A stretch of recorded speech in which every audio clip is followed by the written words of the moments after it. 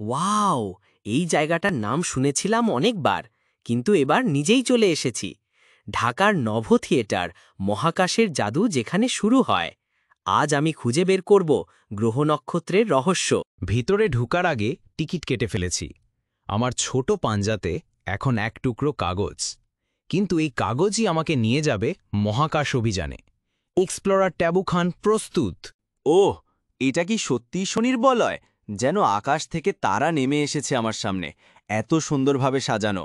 যদি আমি একটু লাফ দিই, হয়তো প্লুটো ছুঁয়ে ফেলতে পারি। ঘরটা যেন অন্ধকার মহাকাশের মতো। হঠাৎ করে আকাশ জ্বলে উঠল। তারা, নক্ষত্র, ধূমকেতু, আমি যেন একটা স্টারশিপে বসে আছি। মিউ, আমি উড়ছি। এই চশমা পরতেই আমি যেন ট্যাবু খান থেকে ট্যাবুনাট হয়ে গেছি। মঙ্গলের মাটি দেখছি, চাঁদের গায়ে পা রাখছি। আমি কি স্বপ্ন দেখছি? না, এটা নভ থিয়েটার। মার্স বলল ওর মুখে একটু ট্যাঙ্কস লাগলে ভালো হয়, আর স্যাটার্ন বলল বলয় নিয়ে কারো এত হিংসে কেন। আমি বললাম চল ছবি তুলি।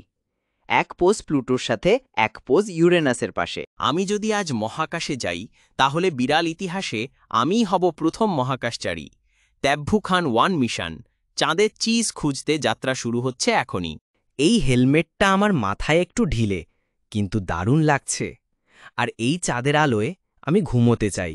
নভ থিয়েটারের স্মৃতি সঙ্গে নিয়েই ফিরব আমি। এই থিয়েটার শুধু একটা ঘর না, এটা একটা স্বপ্নের জানালা। আমি ট্যাবু খান। আজকে আমি শিখেছি কল্পনা আর বিজ্ঞানের মেলবন্ধন মানেই ভবিষ্যৎ। বন্ধুরা, তোমরা কখনো নভ থিয়েটারে গিয়েছ? না গেলে একবার যেও।